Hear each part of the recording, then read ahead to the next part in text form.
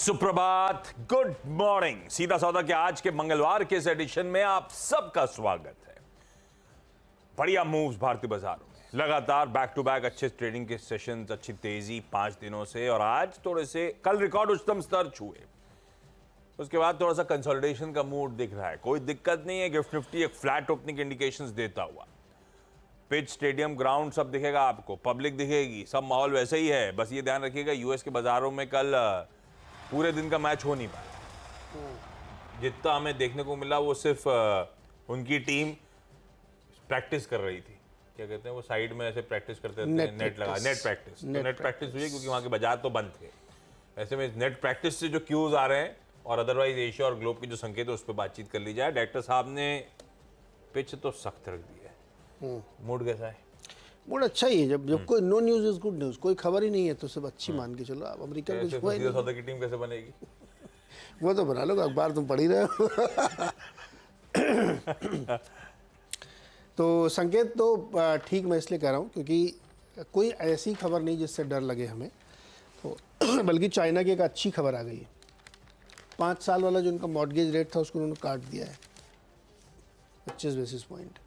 और यूएस में भी कोई ऐसा ट्रिगर, मतलब मार्केट नहीं खुला था लेकिन खबर तो हो सकती है ना। ऐसी कोई खबर भी निकल के नहीं आई, कोई कॉर्पोरेट एक्शन नहीं हुआ या कोई बड़ी खबर नहीं आई जिससे कि चिंता की जाए। मुझे लगता है कि तेज़ी का माहौल है। मैं तो यहाँ से अगले 2 महीने भारतीय बाजारों में बहुत बड़ी तेज़ी देख चल रहा हूँ, तो कोई ऐसी टेंशन वाली बात नहीं है। पिच इसीलिए बहुत सख्त है, बढ़िया है।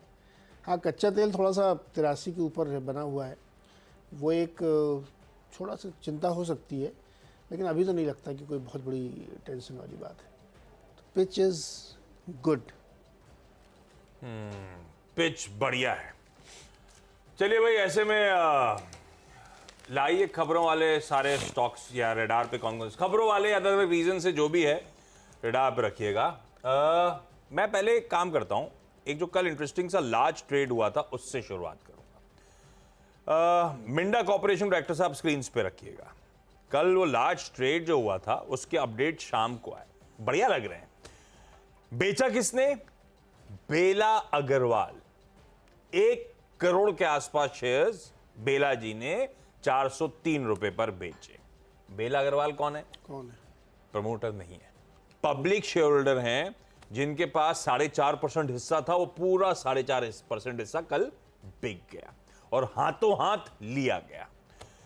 मोतीलाल ओसवाल ने 44 lakh shares, Mahindra Manulife mutual fund ने 7.5, मोतीलाल ओसवाल का भी म्यूचुअल फंड, मनुलाइफ ने 7.5 लाख, कोटक महिंद्रा म्यूचुअल फंड ने 45 lakh shares, axis mutual fund ने 2.5 लाख, सोसाइटी जनरल ने 3.5 लाख, आदित्य बिरला सन लाइफ म्यूचुअल फंड ने 3.5 लाख, और मोनिका गरवारे, मेरे ख्याल से गरवारे वो जो ग्रुप है, मेरे ख्याल से, अब नाम से क्या है कई बार कंफ्यूजन हो जाता है। एक बार मुझे याद है राकेश झुंझुनवाला ने कोई स्टॉक खरीदा ऐसे करके, दूसरे निकले, हाँ कोई और राकेश निकला है।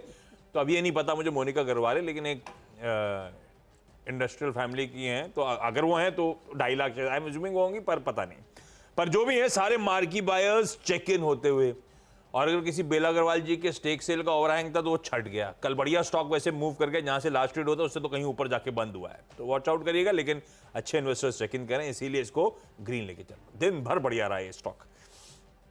अब आइए दूसरा, लार्ज ट्रेड होने का जो कगार पे खड़ा है, ऐसी हर तरफ रिपोर्ट्स हैं, इवन नेटवर्क की एक्सक्लूसिव भी यही कहती है। व्हर्लपूल ऑफ इंडिया, व्हर्लपूल के प्रमोटर्स हो सकता है ब्लॉक डील्स के जरिए 24% हिस्सा बेचने की तैयारी कर रहे हैं। अभी आज होगा, आने वाले दिनों में होगा, let's see. Total size $500 million, $450 million के आसपास का होगा। बेस मतलब कहा जा रहा है जो फ्लोर प्राइस होगा वो करंट भाव से 1230 रुपए तक का भाव हो सकता है, तो 7.5% डिस्काउंट तक पे शायद ये सौदे होते हुए नजर आए।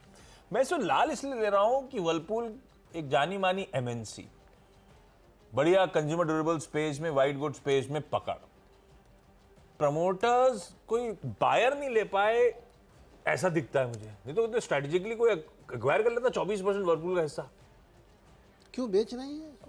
पता नहीं, हो सकता है अपनी होल्डिंग इंडिया बिजनेस में रिड्यूस करनी हो, कोई और रीजन हो। अच्छा ये नहीं, खबर तो पुरानी है, ये पहले से अपडेट्स हैं कि वर्लपूल में, और आई एम अज्यूमिंग, मुझे अगर सही रिकलेक्ट कर रहा हूं तो इनके ग्लोबल आर्म की जो डेट है उसे रिड्यूस करने के लिए इंडिया का जो बढ़िया बंदा है, वो धंधा है, उससे कुछ स्टेक रिड्यूस करना है। ये मुझे याद पड़ रहा है, ये खबर बहुत दिनों से चल रही थी, अब अपडेट है कि अब कगार पे आ गए ब्लॉक डील के।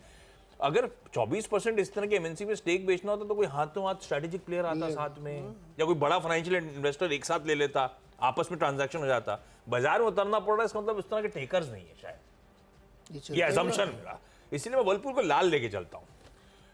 तीसरा, एक रिजल्ट आना था कल, CIE ऑटोमोटिव इंडिया,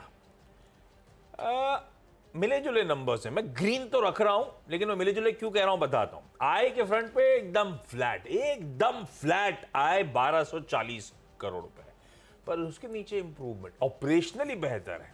आय इबिटा 12% बढ़ा, जब आय फ्लैट थी तो मार्जिन यानी कि इंप्रूव हुए। कैलकुलेशन कहता है 160 बेसिस पॉइंट्स मार्जिन पे इंप्रूवमेंट है, और घाटे से मुनाफे का आंकड़ा नजर आएगा आपको।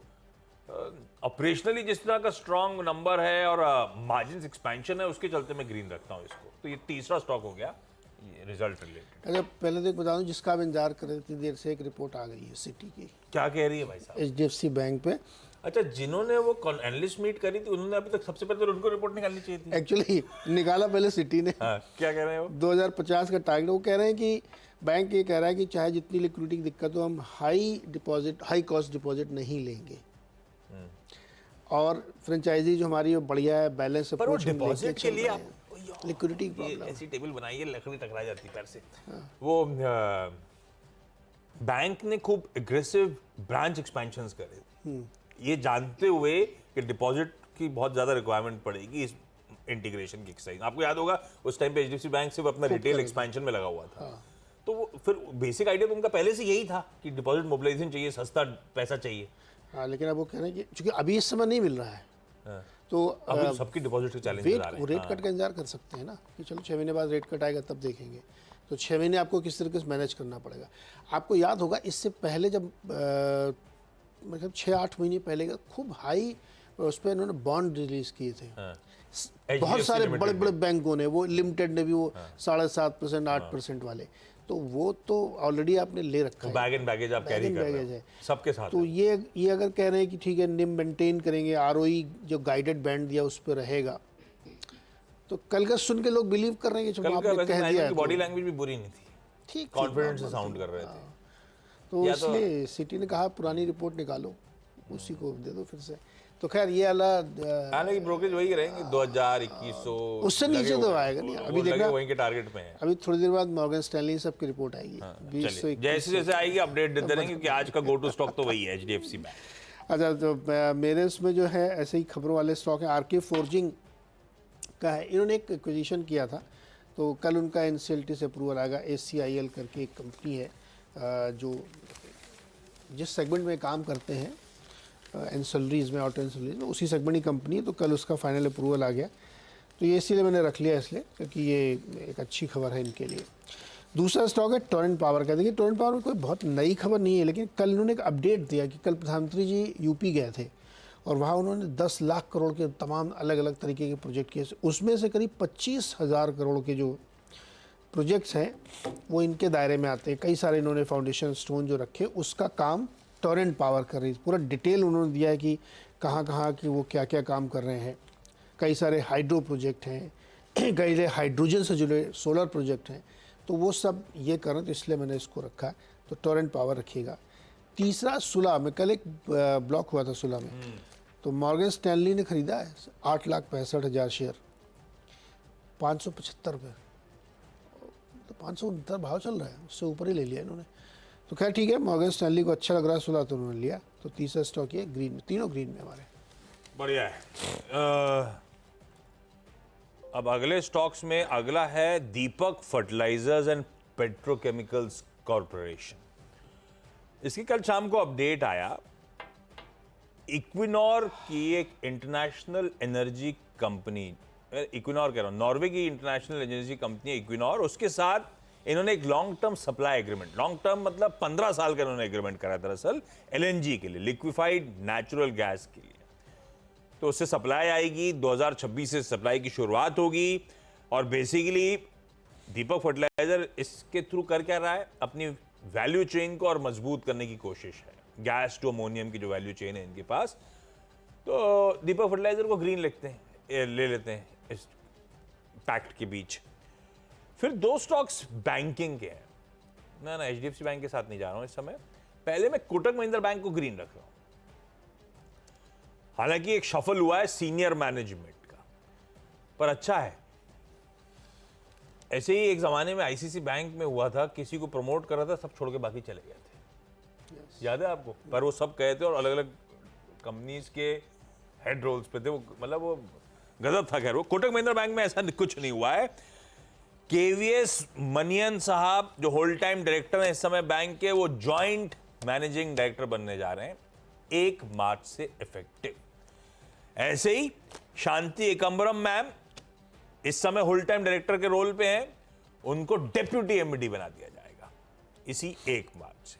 और उसके बाद 1 अप्रैल ऑनवर्ड्स भी कुछ रीजिंग है जिसमें नए CFO साहब का अपॉइंटमेंट वगैरह वगैरह वगैरह। रीजिक अच्छा है, लेट्स कीप इट ग्रीन। हालांकि हेवीवेट स्टॉक है, ज्यादा फर्क पड़ेगा नहीं इन सब रीजिक से, लेकिन ग्रीन लेके चलता हूं। इसी से एक स्टॉक और निकल के आया, ये जो रीजिक एक्सरसाइज आई, सीनियर मैनेजमेंट का कोटक का रीशफल का अनाउंसमेंट आया, फेडरल बैंक को रडार पे रखिएगा। फेडरल बैंक रिकॉर्ड हाइज के आसपास गजब के मूव्स बन रहे हैं। हालांकि बैंक अच्छा है, रिकॉर्ड हाइज मतलब वो जेन्युइनली भी होगा, कुछ हद तक बिल्ट इन हो रहा था कि नए MD साहब ज्वाइन करने थे। अब उसमें जब KVS मनियन साहब का नाम पहले ही आप देखोगे वहां पे जॉइंट मैनेजिंग डायरेक्टर के तौर पे कोटक महिंद्रा बैंक के, तो आपको समझ में आएगा कि यार ये तो कहा गया था इन द रेस हैं फेडरल बैंक के मैनेजिंग डायरेक्टर के बतौर। तो अब तो वो निगेट हो गई खबर, या अब एटलीस्ट मनियन साहब तो फेडरल बैंक नहीं जा रहे, तो फेडरल बैंक के लिए फिर मैं इसको निगेटिव लेके चल रहा हूँ। लाल, अच्छा वैसे ही कल ही लाल था, भगवान जाने कैसे लाल था कल ही। 1% अच्छे बाजार में, रिकॉर्ड हाई बाजार में लाल था, दिन के लोज पे बंद हुआ भाई साहब। इसे कहते हैं मार्केट इंटेलिजेंस। पर लॉजिकली आज लाल है, अब कल कितना डाइजेस्ट हो गया मुझे नहीं पता, लाल लेके चल रहा हूँ, 6 हो गए मेरे। ओके, कोल इंडिया चौथा स्टॉक है। इसमें कई सारी ब्रोकरेज रिपोर्ट्स आई हैं और उन्होंने जैसे जेफरीज की है 520 का इन्होंने टारगेट दिया है, बाई कॉल अभी भी है। कल इसमें एक खबर आई थी कि इस साल का अपना जो टारगेट है शायद उससे थोड़ा सा कम प्रोडक्शन हो पाएगा। तो अब तो 1.5 महीने ही बाकी हैं, बाकी सब हो ही चुका होगा। तो उसके वजह से मार्केट ने इसको थोड़ा सा डिसलाइक किया और एक गिरावट आई थी। तो लेकिन अभी जो ब्रोकरेज रिपोर्ट्स आ रही हैं वो इतनी ख़राब नहीं है, उन सबको ये ठीक लग रहा है। हालांकि एक इक्विरस की रिपोर्ट है, वो तो बहुत नीचे का टारगेट दे रही है। ये भी अपने आप में एक अजीब सा डिस्कशन है मार्केट में। लेकिन कोल इंडिया में ग्रीन लेके चल रहा हूँ इसलिए क्योंकि कोल और पावर से जुड़ी कंपनियों में बहुत तेज़ी है, यहाँ से भी बहुत ज़्यादा है। 2030 तक बहुत पावर कंजम्पशन होना है यहाँ पे। 5th स्टॉक है ZTV, जी एंटरटेनमेंट।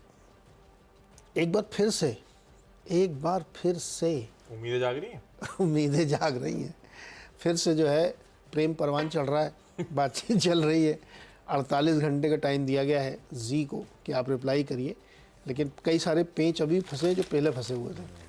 तो देखते क्या होता है। लेकिन स्टॉक इस समय चूँकि 12 मार्च को इनके NCLT में सुनवाई भी है, उससे पहले ये एक आखिरी कोशिश शायद हो सकती है। तो पता नहीं कल ये यहाँ भी देखो मार्केट इंटेलिजेंस। अच्छा, ये बैन में भी है, बैन में भी है, ध्यान रखिएगा। तो जी एंटरटेनमेंट में देखते हैं क्या होता है, इसको रडार पर रखिए। और 6वां स्टॉक है ब्रिटानिया। ये स्टोरी इंटरेस्टिंग मैं आपको बताता हूँ। एक खबर छपी आज इकोनॉमिक टाइम्स में, पढ़िएगा आप लोग, कि B2B वर्सेस डिस्ट्रीब्यूटर। ये सारी कंपनियां ब्रिटानिया, HUL, गोदरेज, ये सब क्या होता है B2B को माल नहीं देती ज़्यादा, जैसे धंधे टू धंधा, बिजनेस टू बिजनेस। हाँ, फ्लिपकार्ट का wholesale, Reliance cash and carry या उड़ान का, क्योंकि इनको लगता है कि हम इनको माल दे देंगे तो ये डिस्काउंट पे जाके बेचेंगे, सस्ता बेचेंगे, क्योंकि इनकी कॉस्ट कम है, तो हमारे डिस्ट्रीब्यूटर गुस्सा हो जाएंगे।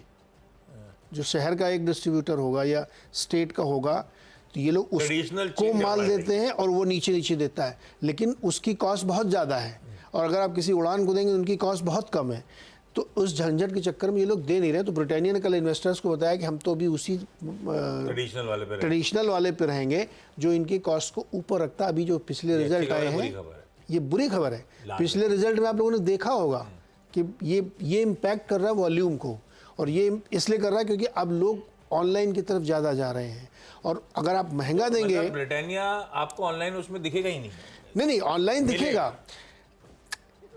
ये जो कैश एंड कैरी है ना, ये इनविजिबल, इसका ऑनलाइन से कोई लेना देना नहीं है। अगर आपकी लॉजिस्टिक्स कॉस्ट 10-12% आ रही, 15% आ रही है, तो आपका माल महंगा मिलेगा ना। आपका जो ट्रेडिशनल होलसेलर है, एजेंट है, शहर का सबसे बड़ा व्यापारी होगा ब्रिटानिया बिस्किट बेचने वाला, वो आपको उतना सस्ता नहीं दे पाएगा जितना कोई कैश एंड कैरी वाला आपको सप्लाई करके देगा।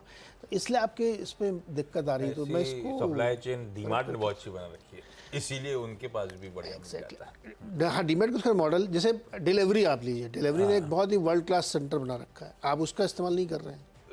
कल अपडेट थी, जोमेटो भी इसी तरह के कुछ मॉडल पे वर्क कर रहा है। ये बहुत शानदार मॉडल है। इसमें मोदी जी अपने खुद के वेयर हाउसेस ब्लिंकिट के थ्रू Exactly. 10 मिनट में हर जगह हर चीज की डिलीवरी। यस, तो इसको मैं रेड में रख रहा हूँ ब्रिटानिया को। और फटाफट एक ब्रेक लेते हैं, डॉक्टर साहब बार बार बोल रही हैं मुझे। बड़े जज्बात में बह जाते हैं लोग, किसी भी चीज पर कहीं भी लंबा कहीं भी बात कुछ होता मतलब क्या है ये। सॉरी यार। चलो ब्रेक के बाद अगले 4 स्टॉक्स।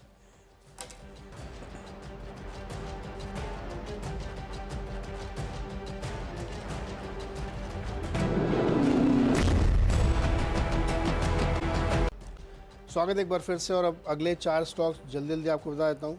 कोफोर्ज में जेफरीज की रिपोर्ट है, 7650 का टारगेट है, अभी 6700 चल रहा है शायद। हाँ, काफ़ी बढ़ा के उन्होंने टारगेट दिया है, कई सारे रीज़न दिए, मैं अभी ट्वीट करूँगा तो पढ़ likijega आप।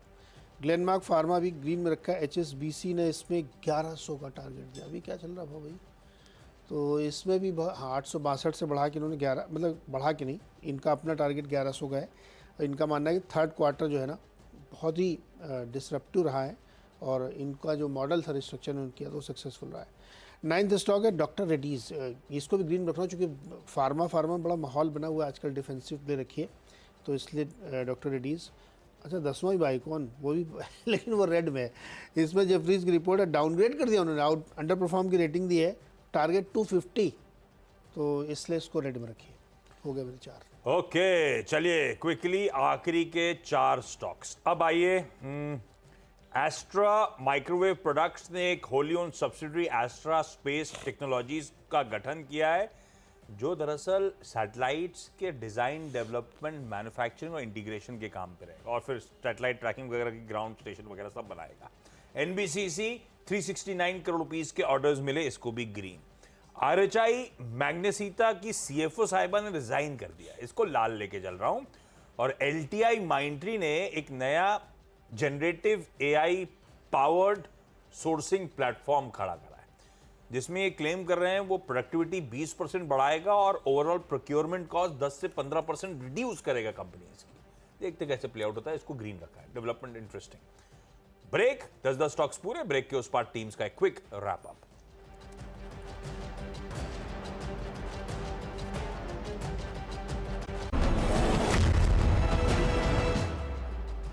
चलिए भाई, ब्रेक के बाद आप सबका स्वागत है। मेरी 10 की सीधा सौदा की टीम आपकी स्क्रीन पर है, पर ये स्टॉक्स अलग अलग रीजन से मेंशन्ड हैं। प्लीज देखिएगा दिन के दौरान किस तरह के मूव्स हैं, फिर डिसाइड करिएगा किसी में ट्रेड लेना।